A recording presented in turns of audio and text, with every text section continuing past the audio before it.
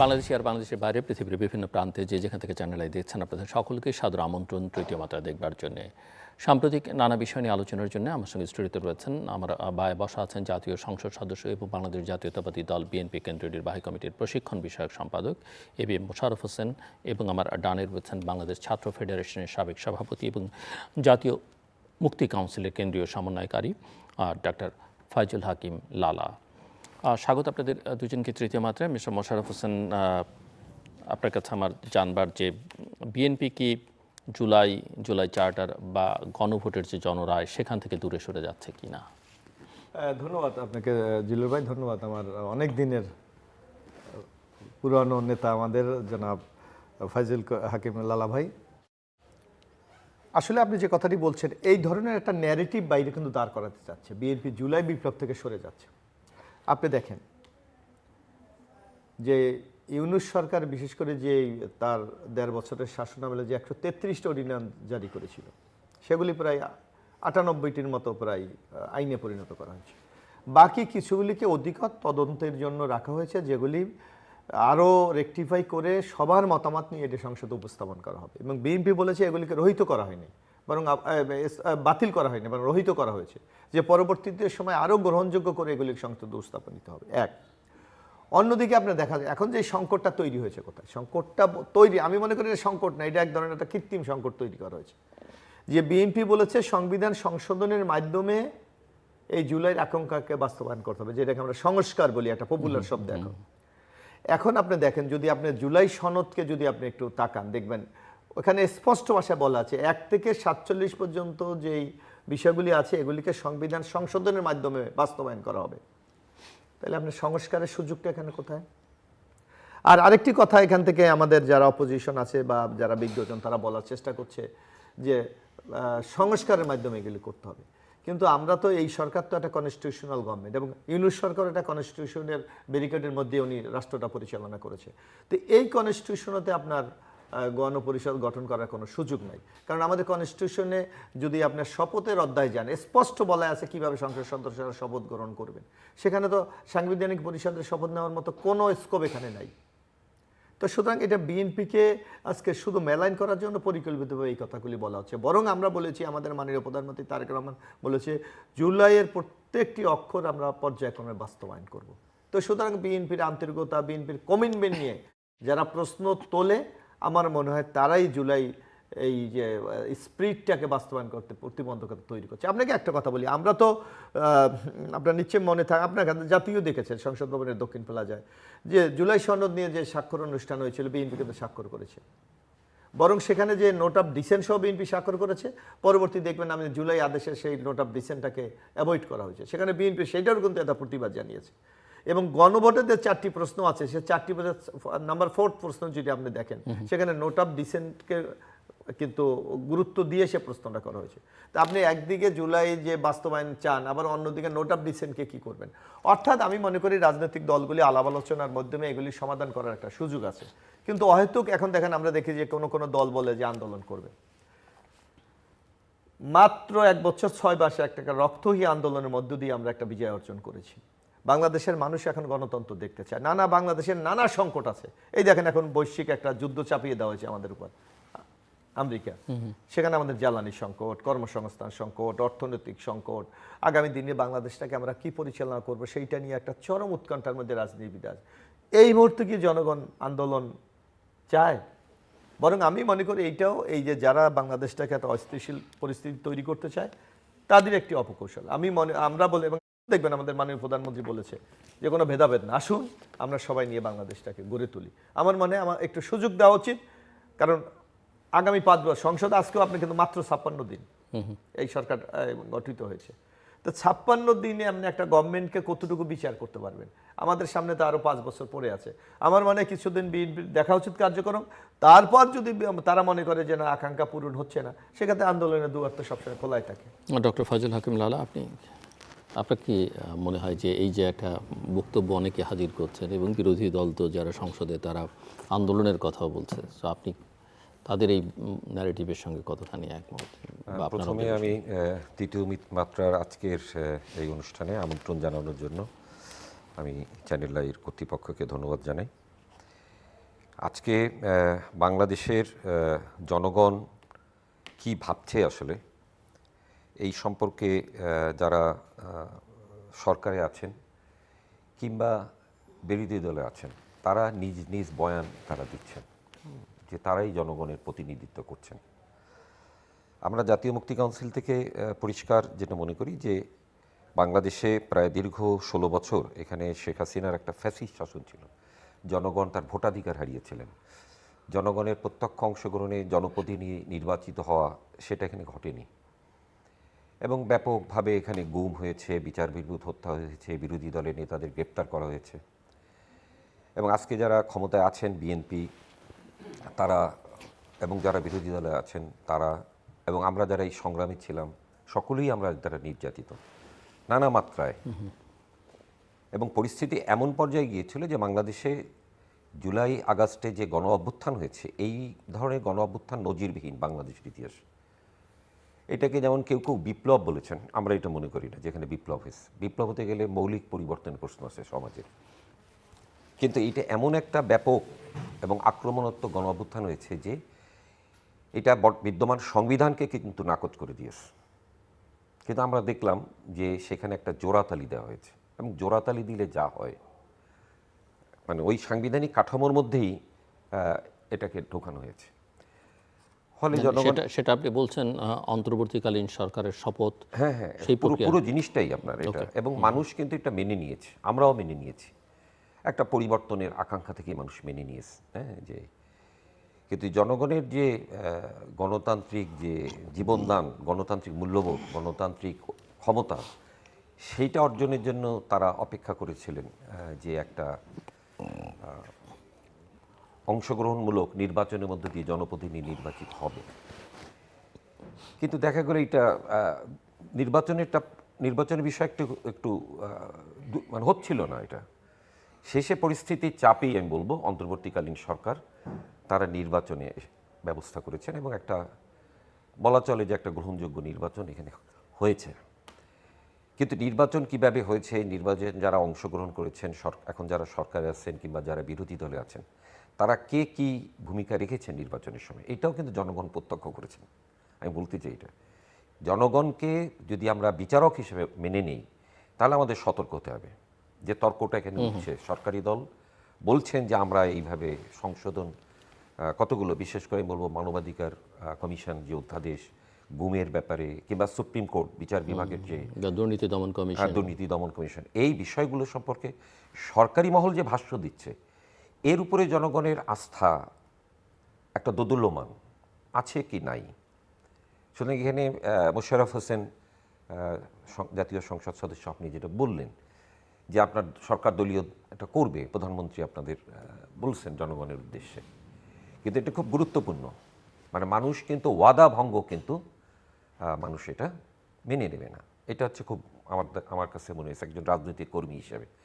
কারণ আমরা ভাষা আন্দোলন, 69-এর গণ অভ্যুত্থান, 71-এর আমাদের সশস্ত্র যে মুক্তিযুদ্ধ বা জনযুদ্ধ, 90-এর আমরা যারা গণ অভ্যুত্থানে ছিলাম স্বৈরাচার বিরোধী সংগ্রামে এবং জুলাইয়ে আমরা যারা ছিলাম, সেই হিসাবে আমরা দেখেছি যে আসলে জনগণের হাতে কিন্তু ক্ষমতাটা আসেনি, এটা আমরা মনে করি। সো আপনি কি সিদ্ধান্তে উপনীত হচ্ছেন যে ওনারা ওয়াদা ভঙ্গ করছেন বা করেছেন এরকম সিদ্ধান্ত উপনীত হওয়া? একটা প্রশ্ন তৈরি করেছে ওনাদের এই বক্তব্য এবং অনেকে আশ্চর্য হয়েছেন এটা। যেমন এই প্রশ্ন তো সমাজে উঠেছি যে সবচেয়ে বেশি গুমের শিকার হয়েছে বিএনপি এবং আমি তো গুমের অনেক অনুষ্ঠানগুলোতে গিয়েছি, অনেক পরিবারকে আমি চিনি যারা বিএনপির ভুক্তভোগী, যারা বিএনপির পরিবারে। ফলে তারা কি ভাবছেন, মানে ক্ষমতার মসনদ থেকে কিন্তু একটা জিনিস দেখা যায় আর মাটিতে কিন্তু আরেকটা জিনিস। সুতরাং এই জিনিসটার মধ্যে সম্পর্ক এইটা একটা জনগণই কয়। আর আন্দোলনের প্রশ্ন যেটা হচ্ছে এটা ঠিকই যে আন্দোলনের প্রশ্ন তো মাঠে আছেই। কারণ আপনি জানেন যে নির্বাচনের মাত্র 3 দিন আগে অন্তর্বর্তীকালীন সরকার মার্কিন যুক্তরাষ্ট্রের সাথে যে পারস্পরিক বাণিজ্যিক চুক্তি যেটা করেছেন, এই চুক্তি তো আমাদের অর্থনীতিকে, বিশেষ করে আমাদের কৃষি এবং শিল্পকে, তার বিকাশকে খর্ব করবে। আমাদের জাতীয় স্বাধীনতা এবং সার্বভৌমত্ব প্রশ্ন এখানে আছে। কারণ আমরা দেখেছি যে মার্কিন প্রেসিডেন্ট বিএনপি নির্বাচনে বিপুল ভোটে জয়লাভ করার পরে তিনি তারেক রহমানকে একটা চিঠি দিয়েছেন, পত্রিকায় এসছে, বলেছেন যে চুক্তি হয়েছে এটা দ্রুত বাস্তবায়ন করার জন্য, অভিনন্দন বার্তার মধ্যে। অভিনন্দন বার্তা। এবং তার সাথে আরেকটা জিনিস বলেছেন যে সামরিক চুক্তি যেটা আছে সেটাও আপনাকে কার্যকর করতে হবে। এইটা কোনো অনুরোধ বা নয়, এটা আমাদের কাছে মনে হয় যেটা এক ধরনের নির্দেশ। সুতরাং আমরা বাংলাদেশে জুলাই গণ অভ্যুত্থানের মধ্যে দিয়ে ভারতীয় সাম্রাজ্যবাদের যে আধিপত্য, এইটাকে একভাবে আমরা মোকাবেলা করার চেষ্টা করেছি। কতটা সফল হয়েছি সেটা সময় বলে দেবে। কিন্তু আমরা দেখতে পাচ্ছি নতুন একটা মার্কিন যুক্তরাষ্ট্রের দুনিয়াব্যাপী তার যে আধিপত্য, সেইটার একটাই দেখছি। এবং এই ব্যাপারে আমরা আরও আশ্চর্য হয়েছি, জনগণ আশ্চর্য হয়েছে যে সরকারি দল কিংবা বিরোধী দল এই ব্যাপারে কিন্তু তারা সুস্পষ্ট তাদের অবস্থান দেননি। বরং শোনা গিয়েছে যে তাদের সাথে নাকি আগেই আলাপ হয়েছিল এই চুক্তির ব্যাপারে, তাদের অবহিত করা হয়েছিল। তো এই সব প্রশ্ন সামগ্রিক দিক দিয়ে, জনগণের দিক দিয়ে আন্দোলনের অন্য শর্ত, যেটা বিরোধী দল যে শর্তগুলো মোশাররফ সাহেব আলাপ করলেন, সেগুলো তো আছেই। তার বাইরে অনেকগুলো প্রশ্ন এসছে, পরিস্থিতি তৈরি হয়েছে, বিশেষ করে ইরানে মার্কিন যুক্তরাষ্ট্র এবং ইসরায়েলের যৌথ সামরিক হামলা, আরব দেশগুলোর পরিস্থিতি, আমাদের সেখানে অভিবাসী শ্রমিকরা রয়েছেন, তাদের আর কর্মহারা হবেন কি না, কী পরিস্থিতি হবে, এবং দেশের এই জ্বালানি সংকট এবং দ্রব্যমূল্যের ঊর্ধ্বগতি, সব মিলেই কিন্তু একটা পরিস্থিতি এখানে রয়েছে। সো মিস্টার মোশাররফ হোসেন, আপনি শুনছিলেন, তবে বিশেষ করে 4টে অধ্যাদেশের যেটা বা সুপ্রিম কোর্টের সচিবালয়, বিচারক নিয়োগ, গুম, মানবাধিকার এবং দুর্নীতি দমন কমিশন সংক্রান্ত, সেটা কারণে সেগুলোকে ল্যাপস করার কারণে প্র্যাকটিক্যালি অভিযোগ বা অনেকের মধ্যে, এমনকি সিভিল সোসাইটি বা এইসব প্রক্রিয়ার সঙ্গে যারা যুক্ত ছিলেন তাদের মধ্যে একটা সন্দেহের উদ্রেক হয়েছে। আর এর বাইরে তো অন্যান্য প্রশ্ন তুললেনি মিস্টার লালা, যেমন যুক্তরাষ্ট্রের সঙ্গে অন্তর্বর্তীকালীন সরকারের মাত্র বিদায়ের 3 দিন আগে যে চুক্তি, সেই চুক্তির বর্তমান অবস্থা কি, এবং সেটা এই সরকার কতখানি কিভাবে সেটা কার্যকর করবার পথে আছে, সেগুলো নিয়েও জনমনে নানা রকমের প্রশ্ন এবং সংশয় আছে। না, এখানে আপনি দেখেন যে আজকে যে আলোচনাটা তোলা হচ্ছে যে গুম কমিশন, সচিবালয় হাইকোর্টের, তারপর আপনার বিচারক নিয়োগ এবং দুর্নীতি দমন কমিশন, মানবাধিকার এখানে কমিশন, বিএনপি একটাও কিন্তু বাতিল করেনি। বিএনপি বলে, যেমন আমি একটা সংসদে আমি দেখেছি যে আপনার গুম কমিশনের গুমের শাস্তি বলা হয়েছে সর্বোচ্চ 14 বছর, এবং এখানে প্রক্রিয়ার মধ্যে বলা হয়েছে যে এটার গুম কমিশন তদন্ত করবে, তদন্ত করে, এটা হয়তো সময় লাগতে পারে 2 মাস, তদন্ত করে যদি তারা এটা কোনো অভিযুক্ত সম্পৃক্ততা প্রমাণ পায়, তারা আন্তর্জাতিক অপরাধ ট্রাইব্যুনালে এটাকে প্রেরণ করবে। তো বিএনপির বক্তব্য হলে এটা একটা দীর্ঘসূত্রিতার ব্যাপার, যে আমরা একবার তদন্ত করবে, আবার যদি গুম কমিশন বলে যে না এই তদন্ত সঠিক, আন্তর্জাতিক ট্রাইব্যুনাল, তাহলে আরেকটা সংকট। তো বিএনপি বলেছে আলাপ আলোচনা করে এগুলোকে ইউনিফাইড আমরা কিভাবে করতে পারি, সবার মিলে কিভাবে গ্রহণযোগ্য করতে পারি। তার জন্য দেখবেন আমরা বিএনপি প্রস্তাবটা কি দিয়েছে, শুধু সংসদ না, সংসদের বাইরেও তো স্টেক হোল্ডার আছে, যেটা লালাভাই বলল, যে বিএনপি বলেছে এখানে সরকারি দল, বিরোধী দল, যারা সাংবিধানিক এক্সপার্ট এবং যারা বিশিষ্ট জন, এদেরকে নিয়ে আমরা মতামতের মাধ্যমে আমরা আইনটা সংসদে তুলতে চাই। তাইলে বিএনপির তো একটা ইতিবাচক মনোভাব কিন্তু আছে। তো সুতরাং এটা বিএনপি, এখনো বলা যাবে না যে একটা সন্দেহের তীরটা বিএনপির দিকে ছোড়ার কোনো সুযোগ এখন আছে বলে আমি মনে করি না। তারপর আপনি দেখবেন যে ওই পৃথক সচিবালয়, ইতিমধ্যে সেটা আইনমন্ত্রী বলেছে গত আওয়ামী লীগের আমলে, যেমন আওয়ামী লীগের এই সুযোগ নিয়ে, তখন তো কোনো আইন ছিল না, এই সুযোগ নিয়ে তারা কিন্তু বিচারালয় এমন একটা অবস্থা তৈরি করেছে, এখনো আপনি যে কোনো পর্যায়ে যদি আপনার সুপ্রিম কোর্টে যদি বিচারক নিয়োগ দিতে চান আপিল বিভাগে, আওয়ামী লীগের ওই ফেসিস ছাড়া নাই, এখানে নাই। তো সুতরাং এগুলি তো একটা যে কোনো একটা পদ্ধতিতে এই সব জায়গায় একটা অ্যাকশনে যেতে হবে। এইগুলির জন্য উনি বলছে অধিকর্তার আলোচনা কিন্তু দরকার। তা সেটা আমি তো মনে করি সময় তো লালাবাই নিচ্ছে, বুঝবে, সময় তো ফুরিয়ে যায়নি। আমাদের এই অধিবেশন আরও মিনিমাম 10-12 দিন আছে, তারপর আমাদের আগামী জুন থেকে বাজেট অধিবেশন শুরু হবে, সুযোগ আছে। এবং শুধু তাই না, যদি আপনি মনে করেন কোনো কারণে বিরোধী দল এই প্রস্তাব আনতে না চায়, এই বিল, বিরোধী দলও জানার সুযোগ আছে, তখনও তারা জাতির কাছে বলতে পারবে যে তারা কমিটমেন্ট করেছিলেন, করে নাই, আমরা এখন আনছি, গভর্নমেন্ট সেটা বাস্তবায়ন করে না। সুতরাং রাজনীতি করার অথবা এগুলি জনসম্মুখে তুলে ধরার কিন্তু নানা কৌশল আছে, এগুলি তো আমরা প্রয়োগ করতে পারি। পাশাপাশি আপনি দেখবেন এখন এই যে বিলগুলি বিশ্বে কিন্তু এবার বাংলাদেশ রেকর্ড করেছে, যে এই 4-5 দিনে এতগুলি বিল পাস করে, এটা মানে ওয়ার্ল্ড গিনেস বুক রেকর্ড, এটা রেকর্ড থাকবে। কারণটা কি? এটা সাংবিধানিক একটা ধারাবাহিকতা ছিল।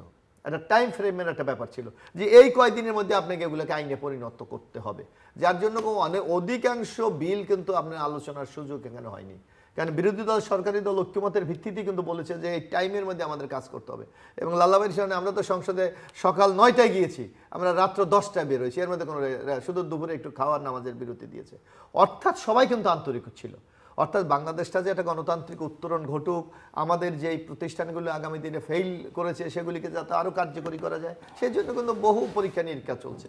সুতরাং আমি মনে করি এই সুযোগটা দেওয়া উচিত, দিয়ে আগামী দিনে এগুলিকে আরও কার্যকরী করার জন্য নানা ধরনের সেকশন যেটি আছে তারা মতামত দেওয়া উচিত, যাতে আমার মনে হয় এগুলোকে এফেক্টিভলি আমরা আগামী দিনে আইনগুলো করতে পারি। এক, আরেকটি বলছেন যে বাংলাদেশে তো একটা বহিঃশক্তি, সাম্রাজ্যবাদী শক্তির একটা দৃষ্টি তো আজীবনে ছিল, এটা তো আমরা দেখেছি। এইগুলি মোকাবেলা করার জন্য আমাদের যেটা দরকার, অভ্যন্তরীণভাবে রাজনৈতিক একটা ঐক্য দরকার। এই যেমন আমরা একটা দেখেন, আপনি আদানির সাথে একটা বিদ্যুৎ চুক্তি করা হয়েছে, সকল বিশেষজ্ঞ লোক বলছে এটা একটা অসম চুক্তি, কিন্তু আপনি কি বাতিল করতে পারছেন? ইন্টারন্যাশনাল কন্ট্রাক্ট কি বাতিল করা যায়? হয়তো আপনি গতিটা ধীর করতে পারেন, বাস্তবায়নে স্লোত গতি আনতে পারেন, কিন্তু আপনাকে তো এটা একটা জায়গায় পুষতে হবে। ঠিক তেমনি আজকে আমরা কিন্তু অনেকে এখনো জানি না যে ইউনূস সরকার কি চুক্তি করেছে, কন্ডিশন কি, এটা কতদিনে বাস্তবায়ন করবে।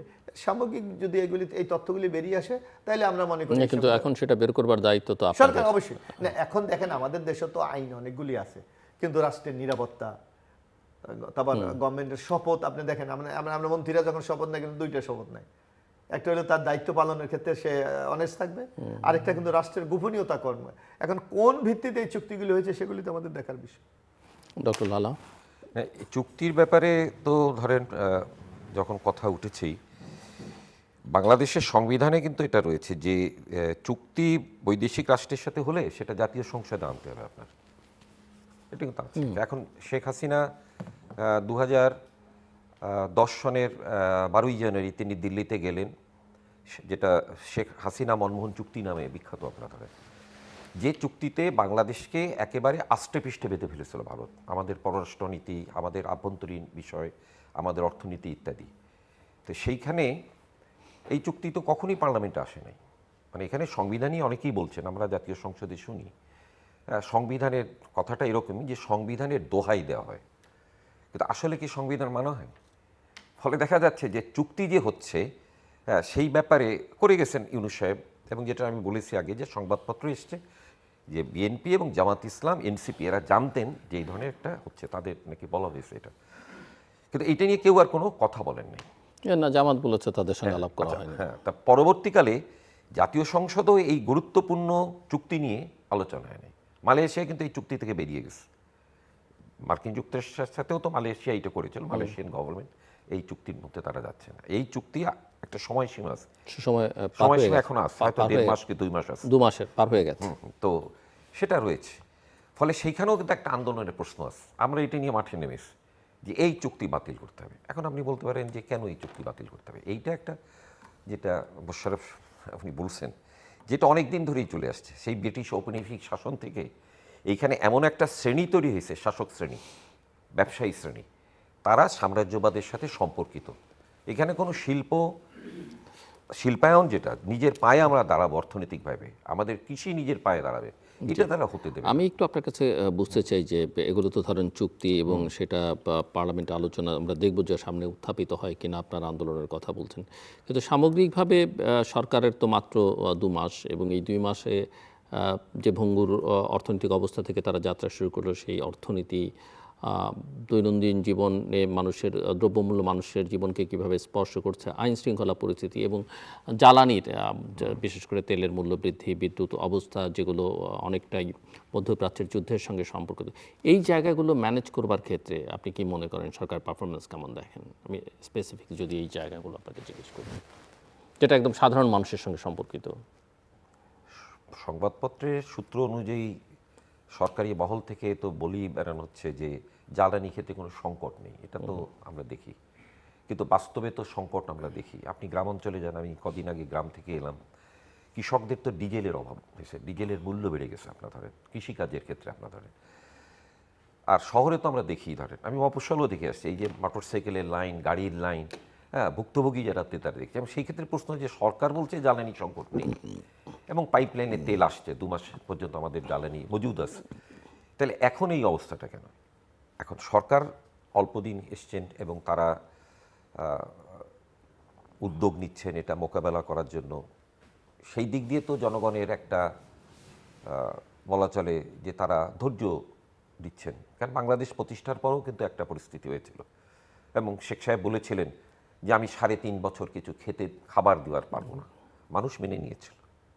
তা বিএনপি এখন যখন বলছে যে আমরা জনগণ, আপনি যে প্রশ্নটা করলেন যে আমরা উদ্যোগ নিচ্ছি ইত্যাদি, কিন্তু জনগণ কিন্তু তাকিয়ে দেখছেন যে ঠিক আছে আমরাও ধৈর্য ধরছি, কিন্তু বাস্তবে কি ঘটছে এখানে। তো ফলে বাস্তবে যে ঘটনাগুলো ঘটছে সেটা হচ্ছে যে একটা হচ্ছে ধরা যাক, যেমন আপনি আইন শৃঙ্খলা বললেন, এই যে কিছুদিন আগে একজন পীর নামে যে মেরে ফেললো ধরেন, সেই ক্ষেত্রে আজকেও পত্রিকায় দেখলাম চিহ্নিত করা হয়েছে, এখনো গ্রেপ্তার করতে পারেনি। নিশ্চয়ই তাদের গ্রেপ্তার করবেন, কারণ এই ব্যাপারে নিশ্চয়ই সরকারের দিক দিয়ে আমি মনে করি না যে তারা কোনো সমর্থন দেবেন, এটাকে ধামাচাপা দেবেন। কারণ এই ধামাচাপা দেওয়ার জন্য কিন্তু শেখ হাসিনা তার ফ্যাসিজম পরিণত হয়েছে কি, সেটা তো নিশ্চয়ই যারা ক্ষমতায় আছেন তারা ভুলে যান না। কারণ বিন্দু বিন্দু জলেই তো সমুদ্র হয়, ফলে প্রত্যেকটা বিষয়েই আসলে গুরুত্ব দেওয়ার আছে। তবে যে জিনিসটাই বলবো, জানেন এই মুহূর্তে আপনি যেমনটা বললেন সেটা আমি বলবো যে এই যে যে মিজলস, 195 জন শিশু মারা গেছে। তো এখন একটা কথা সরকারি মহল থেকে বলা হচ্ছে, মন্ত্রণালয় থেকে বলা হচ্ছে যে উপসর্গের মতো, একটা তারা স্বীকার করছেন যে হামে মারা গেছে মৃত্যু, আরেকটা বলছেন ওই ধরনের উপসর্গের। এই টার্মের সাথে আমরা পরিচিত কোভিডের সময়, করোনার সময় কিন্তু করোনায় মারা গেছে এটার সংখ্যা খুব কম ছিল, কিন্তু করোনা জনিত মনে হয় উপসর্গগুলো। তো এই বিষয়ে একটা বলা হচ্ছে এখানে। এবং সেই দিক দিয়ে আমি বলবো যে এই যে গত 4 বছর যে ধরেন প্রচার হলো না, এটা ঠিকই আপনি যে এই সরকার ক্ষমতায় বসেই আলাউদ্দিনের চেরাগ নিয়েছে, সব সমাধান করে দেবেন, এইটা আমরাও মনে করি না। তবে প্রশ্ন হচ্ছে এখানে যে স্বাস্থ্য মন্ত্রণালয় এই ক্ষেত্রে, হামের ক্ষেত্রে আমি বলবো যেটা আমাদের নোটিশ করছে সেটা হচ্ছে যে এর জন্য দায়ী কারা। একজন তো দায়ী, আপনার ধরেন যেমন অন্তর্বর্তীকালীন সরকার, আমি সেই যুগে বলতে চাই আমরা প্রথম কয়েকটা মিটিংয়ে গিয়েছি, আমরা ঐক্যমত্য কমিশনে যাইনি, কিন্তু তার আগের মিটিংয়ে গিয়েছি। এক বৈঠকে আমি প্রধান উপদেষ্টাকে অনুমতি নিয়ে বললাম, শেষে একটা কথা আমি জিজ্ঞেস বলতে চাই। তুমি বললেন বলুন, অনুমতি যান। বলেছেন আপনার স্বাস্থ্য উপদেষ্টাকে অপসারণ করতে হবে, নতুন কাউকে আনেন এখানে, কারণ আমরা কিন্তু টের পাচ্ছি না যে স্বাস্থ্যতে কি হচ্ছে এখানে। তো ফলে স্বাস্থ্য ক্ষেত্রে এই বিষয়ে নিশ্চয়ই এখানে বিএনপির যারা আছেন, আমি তো 2-1জনকে চিনি, আমাদের পরিচিত যারা ডাক্তার যারা আছেন, তারা নিশ্চয়ই এই ব্যাপারে আরও সতর্ক হবেন। এবং আমার দাবি থাকবে আপনার মাধ্যমে যে এইটার একটা তদন্ত হচ্ছে, কারা দায়ী এটা। এবং এইটার জন্য রাজনৈতিক দলের চাইতো মানে এটা সরকারের প্রধান মানে উপদেষ্টা বা মন্ত্রী ছাড়া কিন্তু বাংলাদেশ চলে কিন্তু প্রশাসনের দ্বারা, আমলাদের দ্বারা। তারা কি করেছিলেন এটা, এই প্রশ্নটা আমার কাছে মানে মনে হয়েছে যে এই জিনিসটা একটা আরেকটা আমি দাবি করতে চাই আপনার এই আলোচনার মাধ্যমে, সেটা হচ্ছে যে ইনস্টিটিউট অফ পাবলিক হেলথ বাংলাদেশে কিন্তু ভ্যাকসিন টিকা এটা তৈরি করতো। শেখ হাসিনার সময় কিন্তু এটা বন্ধ করা হয়েছে, দুটো ব্যক্তি মালিকানাধীন ফার্মাসিউটিক্যালস কোম্পানির লাভের জন্য রাষ্ট্রীয় উদ্যোগে যে ভ্যাকসিন তৈরি বা টিকা তৈরি, এটা কিন্তু বন্ধ করা হয়েছে। সরকারের দিক দিয়েও আমি বলতে চাই আপনার মাধ্যমে যে জনগণের জনস্বাস্থ্য যে আজকে একটা সংকটে পড়েছে, এটাও কিন্তু রাজনীতির সাথে, সমাজের সাথে যুক্ত। কারণ এইটাকে কোনোভাবে অবহেলা করা ঠিক হবে না। মিস্টার মোশাররফ হোসেন। না, এখানে লালাই একটা বলেছে, দেখেন আজকে যেমন হামের দায়িত্ব কিন্তু বিএনপিকে আজকে সামলাতে হচ্ছে, কিন্তু আমরা দেখলাম যে একটা গভর্নমেন্ট প্রায় 1 বছর 6 মাস তারা রাষ্ট্র পরিচালনা করেছে, অথচ হামের টুকিয়ার ব্যবস্থা, এবং প্রায় মানে 200-250-এর উপর মানে শিশু ইতিমধ্যে মারা গেছে এবং অসংখ্য হাসপাতালে। তো এইটা মনে করি একটা দায়িত্বহীন কাজ একটা গভর্নমেন্টের দায়িত্ব হলো জনগণকে আপনার নিরাপত্তা দেওয়া, জনগণের সমস্যাগুলি চিহ্নিত করে সেই ব্যাপারে ব্যবস্থা গ্রহণ করা। ইউনিট সরকার এখানে তো ব্যর্থ হয়েছে। এবং আপনি শুধু তাই না, এখন আমরা যারা এই এখন সরকার, আমরা সংসদ সদস্য, আমরা কিন্তু নির্বাচনের সময় অনেক কমিটমেন্ট জনগণের কাছে করেছি যে আপনি যদি আমাকে ভোট দেন আমি এই কাজগুলি আপনাকে করে দেবো। কিন্তু দেশে সেই আর্থিক সংগতি কিন্তু বাংলাদেশের এখন আমরা বুঝতেছি যতটুকু নাই, হয়তো আগামী বাজেট জুনে আসতেছে, সেই বাজেটে কতটুকু মোকাবেলা করতে পারবে এটা কিন্তু আরেকটা চ্যালেঞ্জের বিষয়। তো সুতরাং দেশের পরিস্থিতি ভালো নেই, এই অবস্থা আমার মনে হয় যেটা লালাভাই বলেছে যে সামগ্রিক একটা ঐক্য কিন্তু আমাদের প্রয়োজন। যেমন অর্থনীতি আপনি দেখেন, ব্যাংকগুলির কি অবস্থা, তারল্যর সংকট। আপনি এই গত আন্দোলনটার মূল স্পিরিট ছিল কর্মসংস্থান, কিন্তু আপনি দেখেন 1.5 বছর এই আরো চলে গেল প্রায় 2 মাস, মানে 1 বছর 8 মাস। আমরা কি কোনো কর্মসংস্থানের ব্যবস্থা করেছি? বরং বেকারত্ব আর কিন্তু বেড়ে যাচ্ছে। গার্মেন্টস আমাদের ইন্ডাস্ট্রিগুলোকে বন্ধ হয়ে যাচ্ছে। প্রোডাকশন, এই যে গভর্নমেন্ট অনেক শিল্প কারখানা বন্ধ হয়ে যাচ্ছে জ্বালানির সংকটের কারণে, গ্যাসের সংকটের কারণে। সুতরাং সংকট কিন্তু আমাদের সামনে মারাত্মক। এইগুলিকে অ্যাড্রেস করে আমরা যদি এগিয়ে নিয়ে যেতে না পারি, তাহলে কিন্তু বাংলাদেশ আরো সংকটের মধ্যে পড়ে যাবে। এবং বিএনপির দুর্ভাগ্য, 1991 সালে ক্ষমতা এসেছিল, আপনার মনে আছে, কুয়েত ইরাক যুদ্ধ, আবার এবার এসেছে এবার উপসাগরীয় যুদ্ধ। অর্থাৎ আমরা একটা সমস্যা সংকুল অবস্থা নিয়ে কিন্তু আমাদের যাত্রাটা বারবার শুরু হয়। কিন্তু ইনশাল্লাহ আমরা দেখেছি 1991 সালেও বিএনপি যেমন এবার হয়তো পারবে, কিন্তু হয়তো সময় লাগছে, কৌশল অবলম্বন করা লাগছে, আমাদের পরিশ্রম করতে হচ্ছে। তো সুতরাং আমরা মনে করি এই সংকটগুলো কাটিয়ে ওঠা যাবে, কিন্তু এর জন্য দরকার সবাই মিলে আমাদেরকে সহযোগিতা।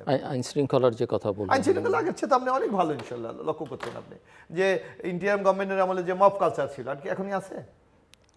এই যে একটা ঘটনা বলে লালাভাই বললো, আমরা দেখেছি কুষ্টিয়াতে একজন, এটা কিন্তু একটা বিচ্ছিন্ন ঘটনা, হঠাৎ একটা ঘটনা।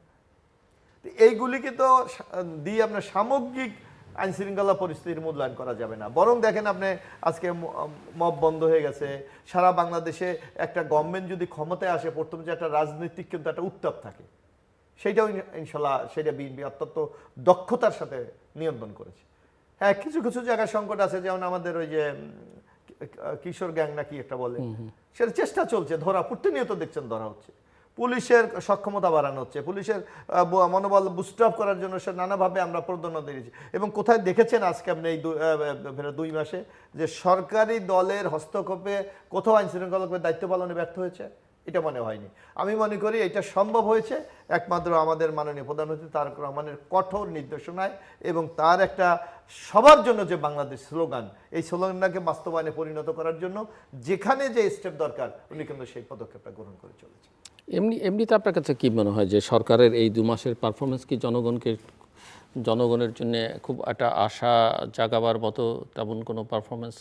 আমি এটুকু মনে করি যে একটা ধ্বংসস্তূপের উপরে দাঁড়িয়ে বিএনপি যেভাবে একটা ইমারত নির্মাণের যাত্রা শুরু করেছে, সেটা নিশ্চয়ই ইতিবাচক। এবং জনগণ আমার মনে আপনি দেখেন এটাকে স্বাগত জানাচ্ছে, কারণ জনগণের মধ্যে কিন্তু ওই অস্থিরতা নাই। লালাভাই বলেছে এই যে জ্বালানির ব্যাপার, জ্বালানির মূল সংকটটা আমাদের কাছে যেটা মনে হচ্ছে সেটা হলো একটা অস্থিরতা মানুষের কাছে। আর আরেকটা হলো মজুদদারদের এখানে একটা কৌশল আছে। আপনি দেখেন অনেক জায়গায় যেখানে সংকট, এই সংকটে তো সবাই দরকার, সরকারকে সহযোগিতা করা দরকার, সেখানে দেখবেন আপনার ওই যে মাটির নিচ থেকে তৈল পাওয়া যায়, পুকুরের মধ্যে থেকে তৈল পাওয়া যায়, আরেকজন এখানে মজুত করে রাখে। অর্থাৎ নানা ধরনের লোক সমাজে থাকার কারণে কিন্তু অস্থিরতা তৈরি। কিন্তু গভর্নমেন্টের আপনি স্টেপ দেখেন, কারণ আমি যতদূর জানি, যতটুকু আমাদের সংসদে আমরা ব্যক্তিগতভাবে মন্ত্রীর সাথে কথা বলেছি, আপনার তৈল যাচ্ছে না এমন কোনো পেট্রোল পাম্প নাই, কিন্তু হলো কি পরিমাণটা কেন যেন মানুষের বেশি প্রয়োজন হচ্ছে। যেমন ওই দিন মাননীয় বিদ্যুৎ মন্ত্রী সংসদে বললেন যে আমরা জরিপ করে দেখেছি, এখন যদি ওই আপনার টোকেন সিস্টেম করা হয়েছে, যে 1 হুন্ডা হয়তো 3 লিটার বা 4 লিটার হলো একটা দিন চলে যেতে পারে, 5 বার পর্যন্ত 5 লিটার করে তেল দিয়েছে। তখন তো আইডেন্টিফাই করার কোনো সুযোগ ছিল না। আবার অনেকে দেখছেন যে এটা গিয়ে নিয়ে মজুত করছে এবং খুচরা বাজারে বিক্রি করছে। তো এইরকম সংকট তো আছে, এরকম সংকট তো আছে। সুতরাং আমার মনে হয় এই সংকটটা সাময়িক, ইনশাল্লাহ খুব শীঘ্র। কারণ আপনি দেখেন প্রতিনিয়ত কিন্তু চিটাগাং পোর্টে আপনার তৈলের জাহাজ আসছে, এবং আমাদের মন্ত্রী আজকেও বলেছে, সচিবও বলেছে, মন্ত্রী তো তার হয়তো পলিটিক্যাল ইন্টারেস্ট আছে, কিন্তু সচিব তো রাষ্ট্রের লোক, উনি আজকে বলেছে যে মে মাস পর্যন্ত বাংলাদেশে জ্বালানির কোনো সংকট নেই।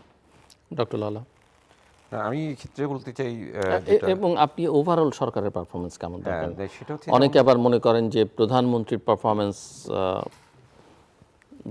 তার সঙ্গে সমানতালে পেস মিলিয়ে ওই একই পেসে সরকারের অন্যান্যরা পারছে না, বা তার পারিষদবর্গ পারছে না, নানা রকমের কথাবার্তা আছে। আপনার কাছে কি শুনতে চাই আমি।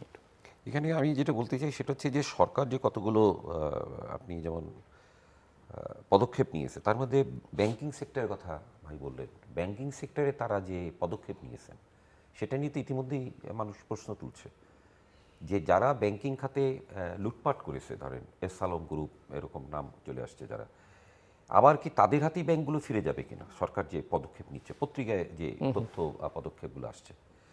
ফলে যে জিনিসটা হচ্ছে যে আগেই আমি বলেছি যে জনগণ এক ধরনের বিচারক, তারা জাজ করেন যে কি হতে যাচ্ছে, এটা আচরণ দেখে, কাজ দেখেই মানুষ বোঝে। বৃক্ষ তোমার নাম কি, ফলে পরিচয়। আপনি জানতে চাচ্ছেন যে সরকারের পারফরমেন্স ইউট হচ্ছে না, পারফরমেন্সটা করতে গেলে তার মাঠের দিকে তাকাতে হবে এখানে। কারণ আমরা দেখছি, এটা বলাও দরকার, সেটা হচ্ছে যে অতীতে যেমন আপনার তোষামতকারীদের আমরা দেখতাম, ফ্ল্যাটারিং করা যায়, হ্যাঁ, এখন কিন্তু সেটা শুরু হয়ে গেছে। বিভিন্ন মন্ত্রী বা নানা লোকজনের কথাবার্তা, এটা মানুষ দেখছে কিন্তু, এবং সেটা প্রধানমন্ত্রী তার পরিবার একে কেন্দ্র করেই এই প্রচারটা করার চেষ্টা হচ্ছে। এটা এগুলো কোনো ভালো লক্ষণ না, এটা বিএনপির জন্য খারাপ বিষয়। কারণ এটা হয় কি যে যে কেউ আপনাকে যদি প্রশংসা করে, যে কাউকেই করে, সে খুশি হয়। অতিরিক্ত প্রশংসা করলে সে আরও খুশি হয়, কিন্তু বাস্তবে তার ক্ষতি করে সে। এখানে এখানে প্রকৃত অর্থে যে জিনিসটা দরকার ছিল সেটা হচ্ছে যে আপনি যেটা বললেন টিম ওয়ার্ক, সেই টিম ওয়ার্কের ব্যাপারে দিকে কতটা তাদের নজর আছে সেটা একটা প্রশ্ন। কারণ এখানে সবাই, যেহেতু সংবিধানের মধ্যে সব ক্ষমতা কিন্তু প্রধানমন্ত্রীর হাতে এখন পর্যন্ত, কার্যনির্বাহী ক্ষমতা, সুতরাং তাকে কিন্তু ই করে চলতে হচ্ছে এখানে। আমরা যে পার্লামেন্টারি ফর্ম অফ গভর্নমেন্ট বলতে যেটা বুঝি, সংসদীয়, সেটা কিন্তু বাংলাদেশের না। বাংলাদেশটা হচ্ছে প্রধানমন্ত্রী কেন্দ্রিক, মানে রাষ্ট্রপতি শাসিত পদ্ধতির আদলে প্রধানমন্ত্রী শাসিত, মানে মূল ক্ষমতা নির্বাহী ক্ষমতা প্রধানমন্ত্রীর হাতে। তো ফলে সেই দিকটা মাথায় কিন্তু কাজ করে, সচেতনে অবচেতনে। ফলে এইখানে সংবিধানের ক্ষেত্রে যে নানা প্রশ্ন, আগেই বলে গেছি, রাজনৈতিক সংশোধনের প্রশ্ন ইত্যাদি, যেমন ৭০ যে অধ্যাদেশ আপনার আছে যে মেম্বার অফ পার্লামেন্ট সরকারি দলে, সরকারের প্রস্তাবের বিরুদ্ধেও সে দাঁড়াতে পারে কিনা, দাঁড়াতে পারে নাই। যেমন গুমের ব্যাপারে আমরা দেখেছি এটা, হ্যাঁ, দাঁড়াতে পারে নাই। তো ফলে এই জিনিসগুলো মানুষের মধ্যে এই প্রশ্নগুলো আছে, আসতেও পারে এটা। কারণ বাংলাদেশ তো কতগুলো বিরাট পরিবর্তনের মধ্যে দিয়ে গিয়েছে, ৭১ গিয়েছে, এবং মানুষ ভেবেছে আমরা কী পেলাম। মানুষ তো পরিবর্তন দেখতে চায়, ব্যক্তিগতভাবে না, সামাজিক পরিবর্তন দেখতে চায়। সামাজিক সেই পরিবর্তন বাংলাদেশে হয়নি সেইভাবে। এটা জুলাইয়ের অভ্যুত্থানের পরও মানুষ, যেটা মোশাররফ হোসেন ভাই বলছেন যে আমরা তো কেবল এলাম, বা আপনি বললেন ৫৬ দিন, হ্যাঁ সেটা ঠিক আছে, কিন্তু প্রত্যেকটা দিনই তো গুরুত্বপূর্ণ। ৫৬টা দিন তো কম না হয়ে গেছে, এবং এরপর দেখবেন ১ বছর হয়ে যাবে কিছুদিন পরে। ফলে এই দিকে দেখতে দেখতে ৫ বছর চলে, হ্যাঁ ৫ বছর এটা যাবে কিনা সেটা অনেক শর্তের অধীন। মানে ৫ বছর সরকার যাবে কিনা সেটা নিয়ে আপনার সংশয় আছে? শর্তের অধীন, কারণ বাংলাদেশে শেখ হাসিনা তো এরকম নির্বাচন করে এসেছিলেন। নির্বাচিত সরকারও কি থাকতে পারে যদি জনগণের বিক্ষোভ, মানে আশা আকাঙ্ক্ষা পূরণ না করে? শেখ হাসিনা তো ১৫ বছর থাকতেন বিনা নির্বাচনেই প্রায়। তিনি থেকেছেন, তার আন্তর্জাতিক প্রভু ছিল, তিনি রাষ্ট্রকে নির্মম জায়গায় নিয়ে গেছিলেন, এবং জনগণ এই রাষ্ট্রকে, এই ধরনের নির্যাতক রাষ্ট্রকে দেখতে চায় না। না, আমি লালাভাইকে একটা আশ্বস্ত করতে চাই যে বিএনপি কখনো শেখ হাসিনা হবে না। হয়তো এখানে তর্ক থাকবে, বিতর্ক থাকবে, যুক্তি থাকবে, কিন্তু সর্বশেষ কিন্তু বিএনপি জনগণের পক্ষেই থাকবে। এইটা কিন্তু মনে রাখতে হবে।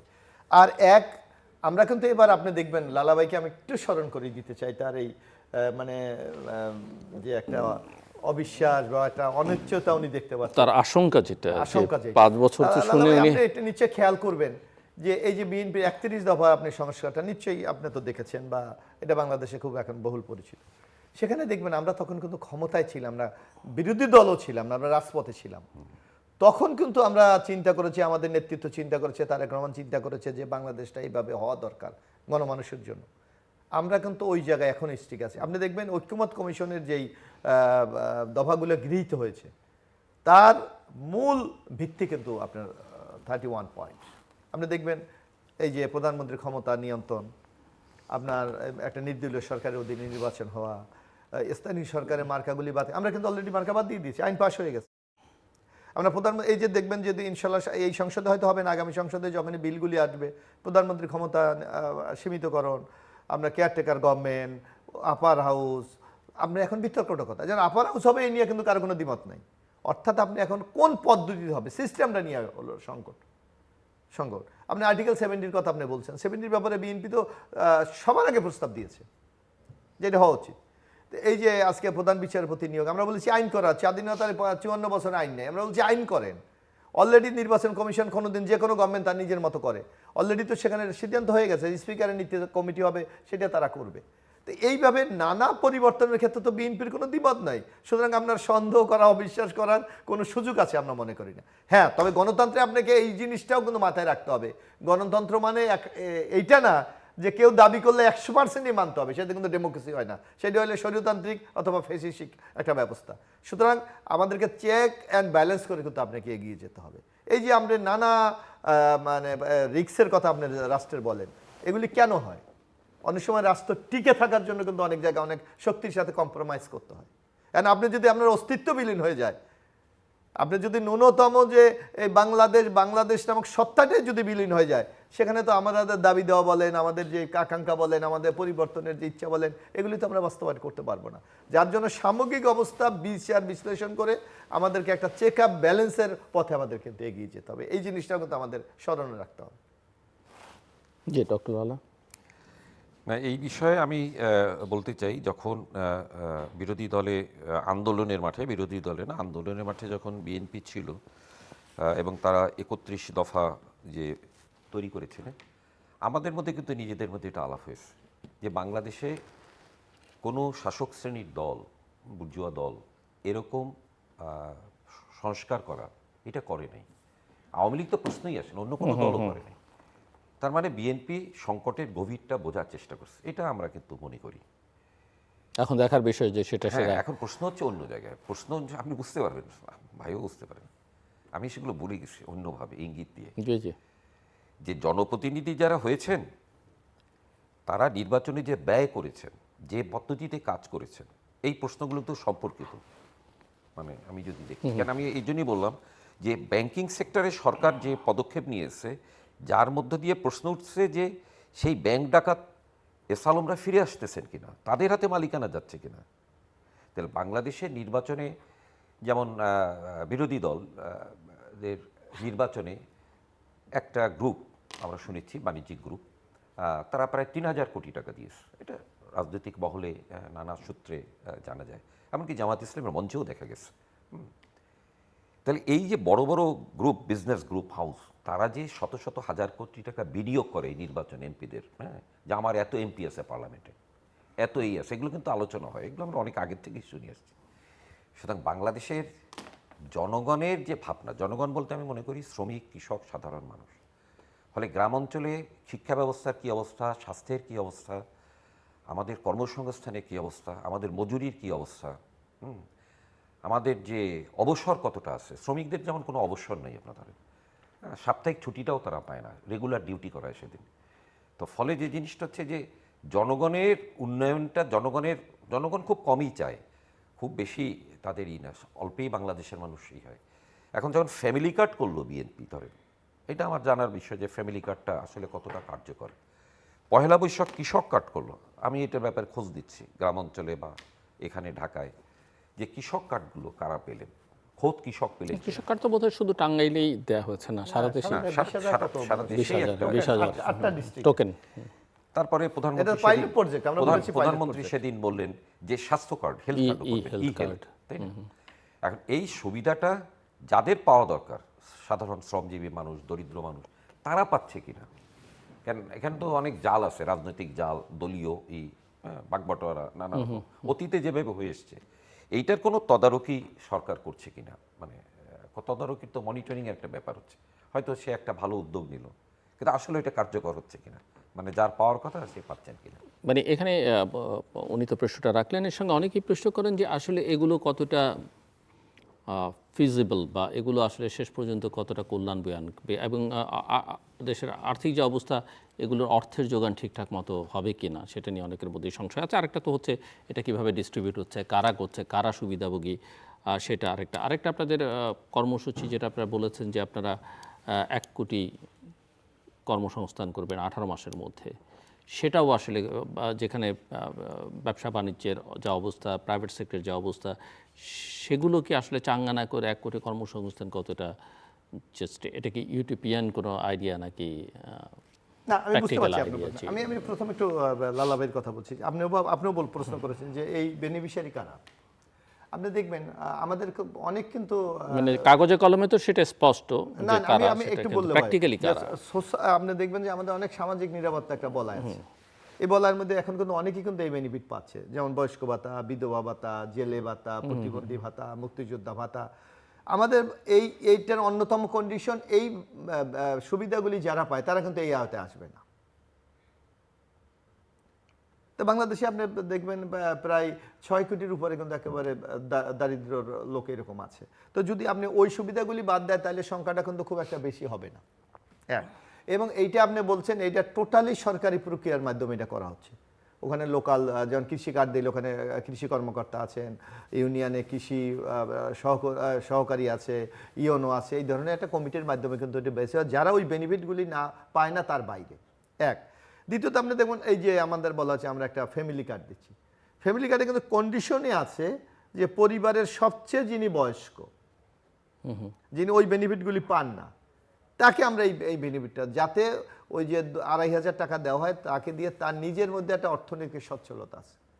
তার তো কারণ ওই লোকটা এত অসহায় যে দেখা যাচ্ছে তার হাজবেন্ড তাকে কোনো একটু সহায়তা করে না, ছেলে সহায়তা করে না, সে নানাভাবে তার জীবনটা কাটাতে হয়। এই যদি হয়তো আমাদের কাছে মনে হতে পারে 2,500 টাকা খুব হয়তো বেশি একটা কিছু না, কিন্তু ওনার কাছে কিন্তু এটা একটা বিশাল ব্যাপার। এটা আপনি যদি দেখেন এই যে ফ্যামিলি কার্ড পাওয়ার পর বা কৃষি কার্ড পাওয়ার পাবলিকের যদি ফিলিংসটা দেখেন, আপনি গণমাধ্যমে যেটা প্রকাশ করেছে যে ওদের কাছে মনে হয়েছে যে এটা একটা আমি এক মহিলাকে দেখলাম এই যে করাই বস্তিতে, যে আমি অনেকদিন মাংস খাই না, আজকে একটু মাংস কিনে খাবো। আমরা তাকে সচ্ছলতা দিতে পারি না, কিন্তু তার যে একটা প্রয়োজন আছে সেইটা তো সাময়িক সময়ের জন্য হলে সে মেটাতে পারে। কিন্তু এখন সময় হলো যে আমরা কত সময়ের মধ্যে এগুলি বাস্তবায়ন করতে পারবো, কারণ এখন তো it is the piloting project চলতেছে। এটাকে যখন আপনি টোটাল সকল নাগরিকদের দোরগোড়ায় পৌঁছে দিতে পারবেন, আমার মনে হয় এটা এফেক্ট। আমি একটু জানি না লালাভাই বা আপনার জিল্লুর ভাইও, আমরা তো গ্রামের সংসদ সদস্য আপনি সারা দেশের সংসদ না, সদস্য বলছি গ্রামের এরিয়া, আমার এরিয়াটা একটু গ্রাম পর্যায়ে, গ্রাম থেকে নির্বাচিত হ্যাঁ গ্রাম আর কি। থেকে। আমরা ঢাকা শহর বা এরকম আমি দেখি এই যে দেখেন আপনার এই যে বয়স্ক ভাতা বা দেয়, বিধবা ভাতা দেয়, এখন এটারও কিন্তু একটা লিমিট আছে। এবং এটা আবার করে কি আপনার, এটা অনেকটা আবার সেন্সাসের উপর ডিপেন্ড। জানেন আমার এলাকায় আমি একটা মারাত্মক প্রবলেম এখন ফেস করি।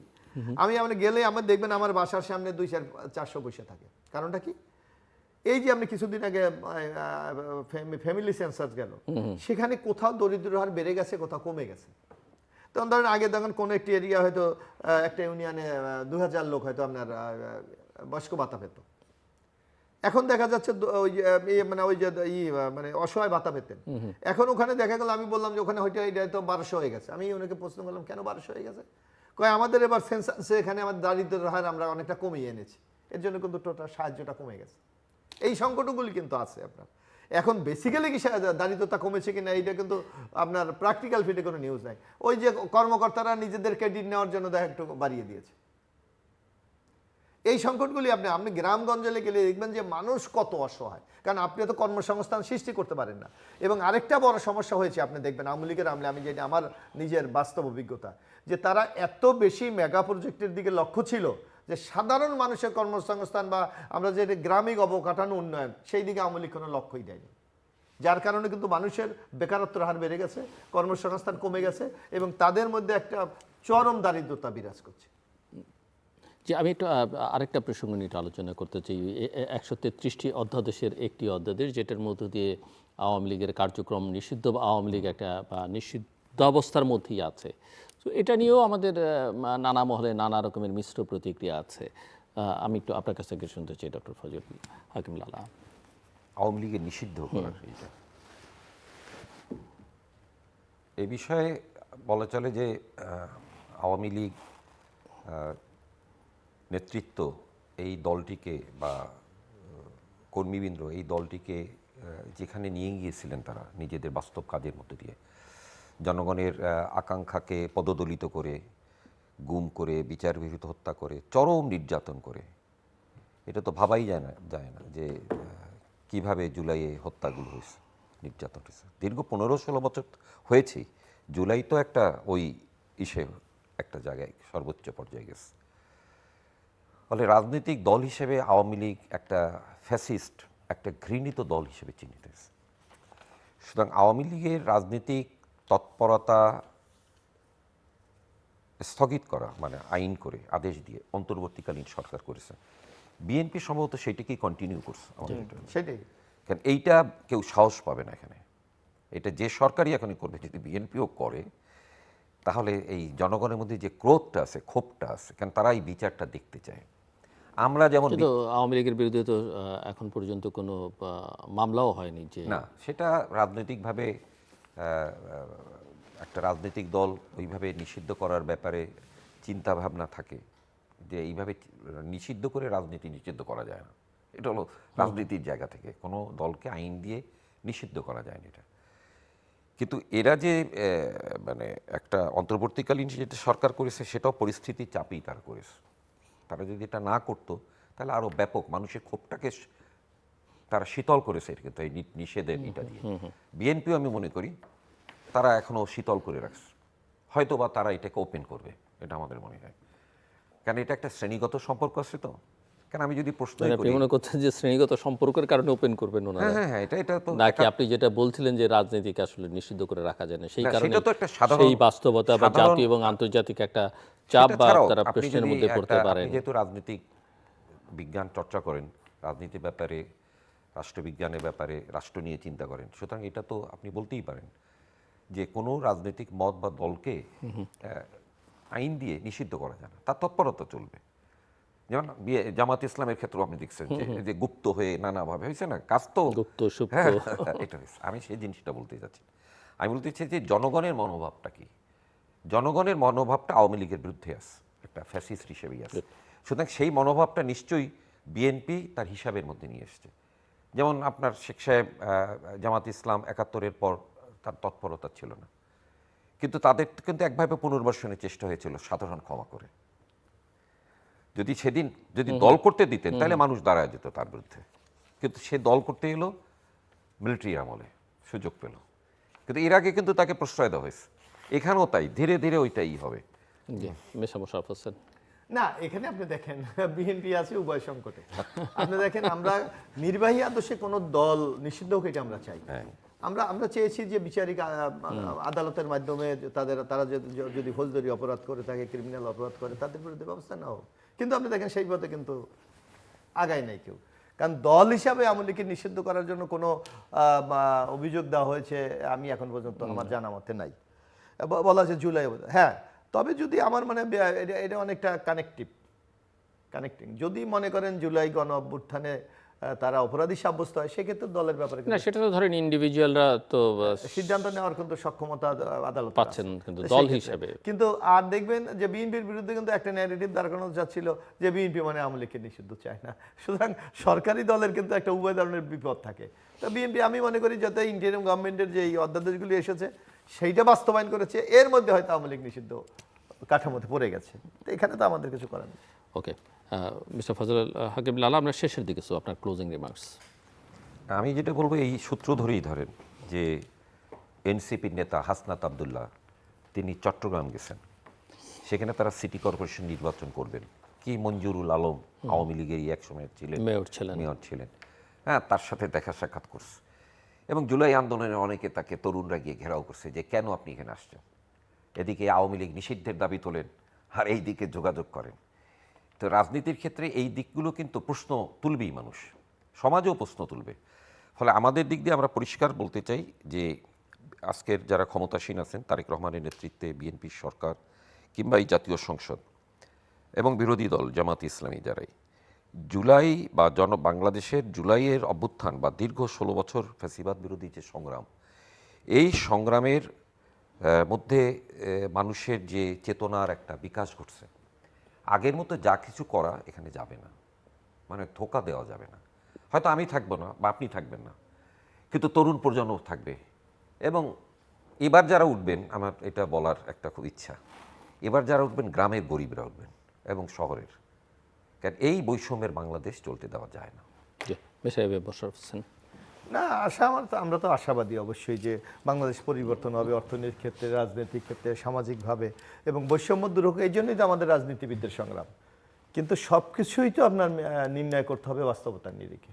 অর্থনীতির কাঠামোর আওতায় আমি এখন একটা উচ্চবিলাসী ধরেন সামনে বাজেট আসছে, আমি যদি বিএনপি বলে আমি 2000 কোটি টাকার বাজেট করব, 2000 লক্ষ কোটি টাকার বাজেট, তাই তো হবে না, আপনাকে বাস্তবায়ন করতে হবে। আমি কি আপনাকে একটু সাহায্য করতে পারি কথা বাধা দিয়ে? আপনি যেহেতু সরকারে আছেন, হ্যাঁ, সেটা হচ্ছে প্রতি বছর তো বাজেট হয়। আচ্ছা, বাজেটের টাকাটা মূলত কাদের পেছনে খরচ হয়? যেমন প্রধানমন্ত্রী সম্ভবত পত্রিকায় দেখছে উনি নিজের গাড়ি ব্যবহার করেন বা তেল। আমার প্রশ্ন হচ্ছে এই মন্ত্রী এমপি আমলাদের এই ব্যয়ের খরচ কমানো দরকার, বিশেষ করে আমলাদের। আপনার রাজস্ব ব্যয় কমানো রাজস্ব ব্যয় সরকারি কর্মকর্তাদের এই না এটাতে কত যায় আপনাকে দেখতে হবে। আপনি হিসাব বের করে দেখলে পাবেন আপনি কত যায় আপনি দেখেন। আমি একটু বাস্তবতা আপনি বুঝেন। আপনি তো আজকে যারা এমপি বলেন, মন্ত্রী বলেন বা অন্যান্য কর্মকর্তা বলেন, তারা কাজটা করে কারা? জনগণের জন্য। জনগণ এখন তাদেরও তো একটা খরচ আছে, তাদেরও তো একটা ব্যয় আছে, সেইটাকে তো বরং আমি বলি আমরা এমপি মানে সংসদ সদস্য, আমাদের সম্মানই মাত্র 55,000 টাকা। আপনি চিন্তা করেন এই যুগে 55,000 টাকা দিয়ে একটা লোক চলা সম্ভব? ইটস পসিবল না। এমনিতে একটা ধারণা যে মানে জনপ্রশাসন, বাংলাদেশের প্রশাসন একটা মাথা ভারী প্রশাসন। যেমন ধরেন অনেকেই মনে করেন যে এত মন্ত্রণালয়ের তো আসলে দরকার নেই, মন্ত্রণালয় সেইটা এখন একটা বিচার বিশ্লেষণ। আগের দিনে এত জমিদাররা মন্ত্রণালয়, এত অধিদপ্তর, এগুলোতে সেইটা বিচার আগের দিনে বিশ্লেষণের দাবি রাখে। জমিদাররা যে জীবনযাপন করতেন, এখন টিওনো বা ডিসি ডেপুটি কমিশনার এই লেভেলে আপনি যদি দেখেন তাদের, এ তো অন্য জিনিস, ক্ষমতা। হ্যাঁ রাইট, আমি আপনার সাথে একমত। কিন্তু সেই তুলনায় আপনি একটা সংসদ সদস্য অ্যাকর্ডিং টু প্রোটোকল অনুসারে দেখেন বিল ও সচিব, কিন্তু দেখেন সচিবরা যে ফ্যাসিলিটি পায় একজন সংসদ সদস্য কিছু পায়। সচিবের মিনিমাম গাড়ি আছে, বাড়ি আছে, তার সিকিউরিটি আছে, তার জ্বালানি খরচ আছে অন্য। আর এমপিরা একটা বলে বেতনও না, সম্মান। কিছু সংসদ সদস্যরা কি সচিবের নিচে প্রোটোকল উপরে প্লাস উপরে সংসদ সদস্য তো উপরে, তারপরে পাচ্ছে না কিছু। পাচ্ছে না, সেটা বলছেন। আমি বলছি পাচ্ছে না, এখন আপনি কি করবেন? সুযোগ সুবিধা কম না, পাচ্ছে। আপনারা যে নাই সুযোগ। বিদেশ থেকে যে গাড়ি আনছেন না, এর জন্য ধন্যবাদ।